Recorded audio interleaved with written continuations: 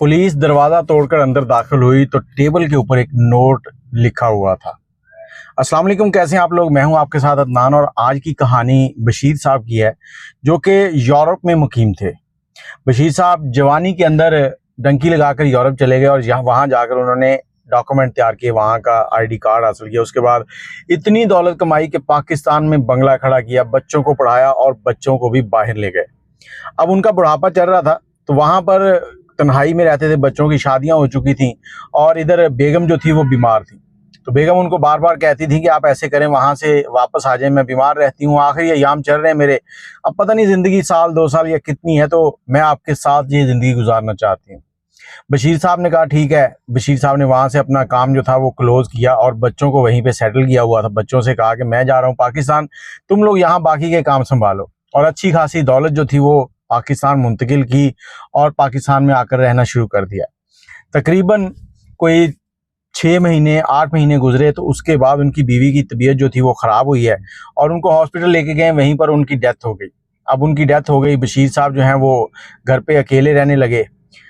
बुढ़ापे की ज़िंदगी अकेले गुजारना बड़ी मुश्किल होती है। बेटे आए पाकिस्तान तो उन्होंने आकर कहा कि पापा हमारे साथ चलें, वहाँ पर आप हमारे साथ रहें, आपके पोते पोतियाँ आपका इंतज़ार कर रहे हैं। लेकिन बशीर साहब कहते हैं कि मेरी बेगम ने सारी ज़िंदगी इस घर में गुजार दी तो मैं भी यहाँ रहना चाहता हूँ।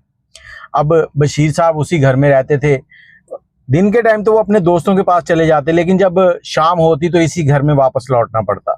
कोई 8-9 महीने ऐसे ही तन्हाई में गुजरे तो बशीर साहब कई बार अपने दोस्तों को अपने घर बुला लेते थे, लेकिन दोस्त हमेशा तो नहीं आपके साथ रह सकते। अब एक दिन शाम को बशीर साहब जो हैं वो सोशल मीडिया यूज़ कर रहे थे, क्योंकि तन्हाई के वक्त में वो सोशल मीडिया बहुत ज़्यादा इस्तेमाल करने लगे थे। तो इंस्टाग्राम चला रहे हैं तो उनको एक रिक्वेस्ट आती है। रिक्वेस्ट जो है वो एक लड़की के नाम से है और उस पर जो तस्वीर लगी हुई है वो कि 20-22 साल की लड़की की है। बशीर साहब उस आईडी को जाके पूरा चेक करते हैं। चेक करने के बाद देखते हैं तस्वीरें लगी हुई हैं बड़ी खूबसूरत खूबसूरत, और बशीर साहब बड़े परेशान हैं कि मैं 60-70 साल का बूढ़ा और ये जवान लड़की की मुझे रिक्वेस्ट क्यों आई है। अब इतना ही था कि देख ही रहे थे, हेलो का मैसेज भी आ गया तो बशीर साहब ने उसको भी हेलो कहा। अब हेलो के बाद बशीर साहब उनसे बात करना चाह रहे थे, क्योंकि रात का टाइम था, तन्हाई थी और ये बेजार हो रहे थे। अब उस लड़की से बातचीत होने लगी। पहले दिन तो थोड़ी सी रस्मी सी गुफ्तगू हुई और उसके बाद रोजाना की बुनियाद पर इनकी गुफ्तगू बढ़ने लगी। अब लड़की ने इनको बताया कि मैं कनाडा में होती हूँ और मेरे माँ बाप जो हैं वो पाकिस्तान में हैं।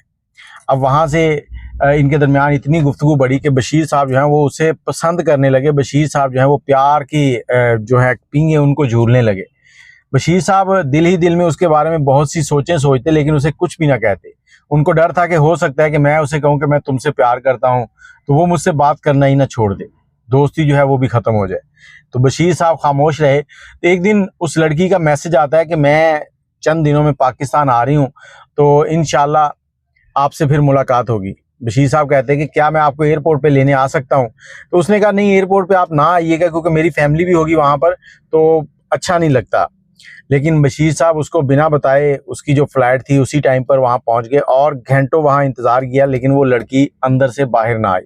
फिर एकदम इनको कॉल आती है और वो फ़ोन पर बताती है कि मैं घर पहुँच चुकी हूँ, आप किधर हैं, आपसे बात करने को दिल कर रहा था। तो बशीर साहब भी बस बहाना बनाते हैं कि मैं मार्केट में हूँ, कहाँ हूँ। उसके बाद बशीर साहब जो है वो सीधे घर जाते हैं। घर जाकर फिर उसे कॉल मिलाते हैं और उससे कहते हैं कि कैसे हैं आप। अब लड़की इनसे एड्रेस पूछती है। एड्रेस पूछने के बाद सीधी इनके पास आ जाती है। अब बंगले में आती है, आकर वहाँ चौकीदार जो है वो उनको अंदर ले जाता है। अब चौकीदार जैसे दरवाजे से अंदर दाखिल करने के बाद वापस पलटता है ना, तो लड़की भागी हुई आती है और बशीर साहब के गले लग जाती है। बशीर साहब हैरान थे कि ये क्या हुआ है। अब बशीर साहब बैठे बातें कर रहे हैं, बातें करते करते एकदम से बशीर साहब ने कहा कि देखिए मैं आपसे कुछ बात करना चाहता हूं, लेकिन इस बात के बाद पता नहीं आपका क्या रिएक्शन होगा, लेकिन मैं ये चाहता हूं कि अगर आपको अच्छा लगे या बुरा लगे, हमारी दोस्ती ख़त्म नहीं होनी चाहिए। अब वो लड़की कहती है कि देखें आप में और मेरे में क्या फ़र्क है, हम दोनों एक ही चीज़ हैं, आप पे मैं बहुत ट्रस्ट करती हूँ, तो आप अपनी बात मुकम्मल करें, कोई मसला नहीं है, हमारी दोस्ती पे कोई हर्ज नहीं आएगा। तो बशीर साहब ने उसे कहा कि मैं आपको पसंद करता हूं, अब मेरी और आपकी उम्र में मैं जानता हूं कि बहुत फ़र्क है, लेकिन मैं फिर भी आपको पसंद करता हूं, तो मैं अपनी राय आपको दे रहा हूं। आगे से लड़की फिर दोबारा उठती है और बशीर साहब को फिर गले लगा लेती है। बशीर साहब बड़े खुश होते हैं कि चलो भाई, जवानी की ज़िंदगी तो जैसी गुजरी, अब बुढ़ापे में लड़की जवान तो है साथ। अब इनके दरमियान में कुछ बात हुई, उसके बाद लड़की ने अपने घर फ़ोन किया कि मैं अपनी सहेली के साथ हूँ और मैं 5 से 6 दिन के बाद लौटूंगी। तो उन्होंने कहा ठीक है। अब ये लड़की 6 दिन बशीर साहब के साथ रही इसी घर में, इन्होंने खाने बनाने सब कुछ करना, और ये 6 दिन जो थे इनकी ज़िंदगी के बिल्कुल ऐसे गुजरे थे जैसे मियाँ बीवी होते हैं। बशीर साहब बहुत खुश थे। 6 दिन के बाद लड़की ने कहा कि ठीक है मैं अब चलती हूँ, मुझे घर वाले भी बुला रहे हैं, मैसेजेस आ रहे हैं, उसके बाद मैं चंद दिन घर रहूँगी और उसके बाद मैं बाहर चली जाऊँगी। अब वो लड़की चली गई घर, और घर जाने के बाद 2 दिन उसका नंबर बंद रहा। 2 दिन के बाद राब्ता हुआ तो उस लड़की ने बताया कि वालदा थी उनकी डेथ हो गई है। लड़की कहती कि वालिद तो मेरे पहले ही मर चुके थे, अब मेरी वालदा भी की डेथ हो गई है। तो उनके बस रसूमात चल रही थी, वो ख़त्म हुई हैं। अब मैं कनाडा वापस जा रही हूँ और वहाँ से मेरे एक चचा हैं, उनको आपके बारे में सब कुछ बताऊंगी, और उसके बाद फिर आपसे इंशाल्लाह ज़रूर मुलाकात होगी और मैं आपके निकाह में आ जाऊँ। साहब बहुत खुश थे और बशीर साहब ने कहा कि चलो मैं आपको एयरपोर्ट पे छोड़ने जाऊँ। वो कहती नहीं, मेरे कज़न्स हैं वो साथ जाएंगे, तो मैं मुनासिब नहीं समझती कि कोई आपके बारे में बात करे, तो बेहतर ये है कि जब हम निकाह कर लेंगे फिर ही सबको पता चले कि आप मेरे शौहर हैं। बशीर साहब समझ गए। बशीर साहब उसके साथ बहुत मतलब ये कह लें कि अंदर से मोहब्बत कर रहे थे। अब लड़की वहां से वापस चली गई और कनाडा पहुंचने के बाद उसकी बशीर साहब से फिर से बात होने लगी। कोई 10 दिन गुजरे, 10 दिन के बाद एकदम से लड़की का नंबर बंद हो गया। जब लड़की का नंबर बंद हुआ तो बशीर साहब बड़े परेशान है, कभी सोशल अकाउंट्स के ऊपर मैसेज कर रहे हैं, कभी कुछ कर रहे हैं, कभी कुछ कर रहे हैं, लेकिन उनका राब्ता नहीं हो पा रहा।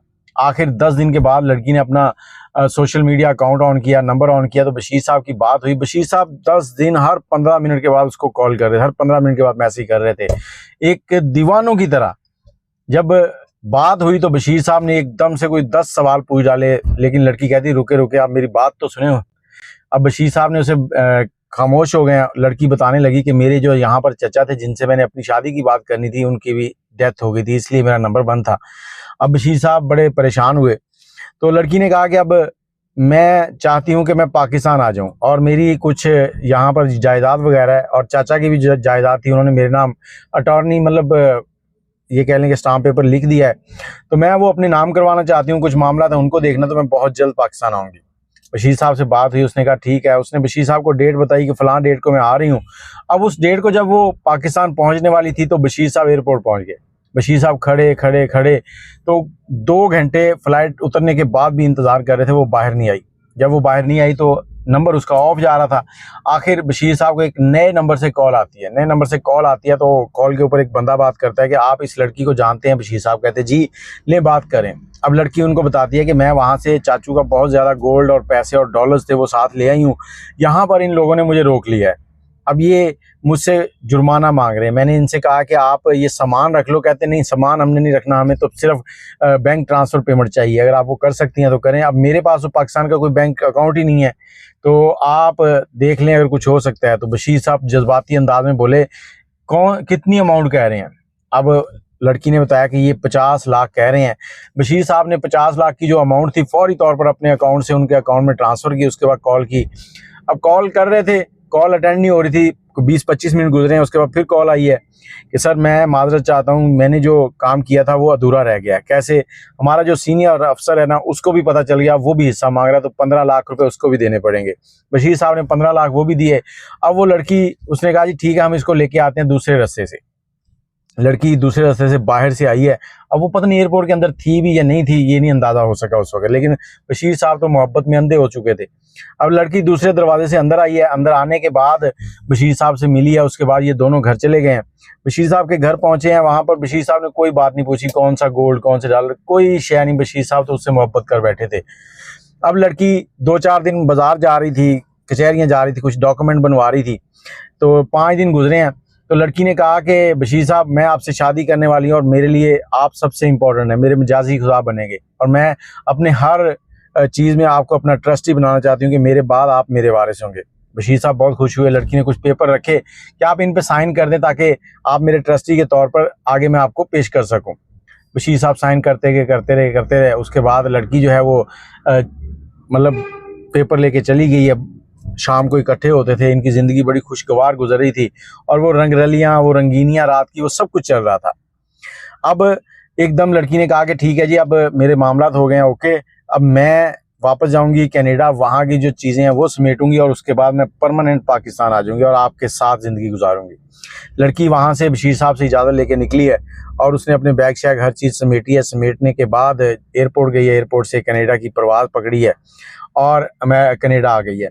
कनाडा आ गई है, जैसे ही वहाँ से लड़की आई है उसके बाद लड़की के सब सोशल मीडिया अकाउंट डिलीट हो गए, उसका जो नंबर थे वो बंद हो गए, हर चीज़ बंद। बशीर साहब के पास ये भी नहीं था कि उसका पाकिस्तान में क्या एड्रेस है, वो एड्रेस भी नहीं लिया था उन्होंने आज तक। अब बशीर साहब परेशान है, कोई 15-20 दिन गुजरे हैं। उसके बाद बशीर साहब ने एक दिन देखा कि बाहर उनके गेट के बाहर ना 2-3 लोग हैं, वो इशारों से एक दूसरे को समझा रहे हैं ऐसे ऐसे ऐसे। तो बशीर साहब कैमरे देख रहे हैं तो उठ के बाहर जाते हैं, बाहर जाकर देखते हैं, उनसे पूछते हैं भाई क्या मसला है, घर तो मेरा है, तुम लोग या क्या कर रहे हो। वो कहते हैं सर आपका घर कहाँ, ये देखें ये पेपर है, हमने घर खरीद लिया है। किससे खरीदा है? वो एक लड़की ने आपसे खरीदा था, उसने हमें बेच दिया, हमने बयाना कर दिया है, कुछ दिनों तक हम लोग इसकी फुल पेमेंट कर देंगे, ये घर आपको खाली करना पड़ेगा। अब बशीर साहब परेशान हो गए।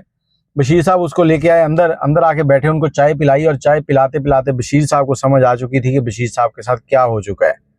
अब बशीर साहब ने उनको सारी कहानी सुनाई। पहले तो वो लोग बशीर साहब की बेवकूफ़ी पर हंसे हैं। उसके बाद उन्होंने कहा जी ये मसला है, अगर आप चाहते हैं कि आपका घर आपके पास रहे तो हमें पेमेंट दे दें जो हमने उसको करनी है, तो आप अपने नाम करवा लें। अब बशीर साहब जो हैं वो परेशान थे, उन्होंने अपने बच्चों को फ़ोन किया, उनसे कहा कि इतनी पेमेंट मुझे चाहिए, ये पेमेंट आप मुझे करो। बच्चे कहते पापा हुआ क्या है? बाप कहता कि बेटा अगर पेमेंट कर सकते हो तो बताओ, नहीं तो मेरा दिमाग नहीं ख़राब करो। बच्चों ने बाप को पेमेंट की और साथ ही टिकट्स करवाई और पाकिस्तान आ गए। जब घर पहुंचे हैं आकर देखा कि बाप के तो हालात ही ख़राब हैं। बाप उजड़ा पुजड़ा जैसे दीवाना होता है इस तरह के बना हुआ है। बाप से बात की तो बाप ने हिचकिचाते हुए उनको सारी दास्तान सुनाई। तो बच्चे कहते हैं आपने कोई एफआईआर नहीं कटवाई? तो वो कह बशीर साहब कहते हैं कि एफआईआर क्या कटवाऊं, गलती मेरी है, मैं क्यों एफआईआर कटवाऊं। तो बशीर साहब के बच्चे जो हैं वो एफआईआर कटवाने के लिए बज़िद थे और वो चले गए थाने। और बाप ने बड़ा मना किया कि आप एफआईआर नहीं कटवाओ, लेकिन बच्चे थाने के, उन्होंने सारा मामला बताया, वहाँ एफआईआर कटवाई। और उसके बाद जब पुलिस को लेके घर वापस आए बशीर साहब से बात करने के लिए, तो पुलिस वालों ने आकर देखा कि दरवाज़ा अंदर से बंद है।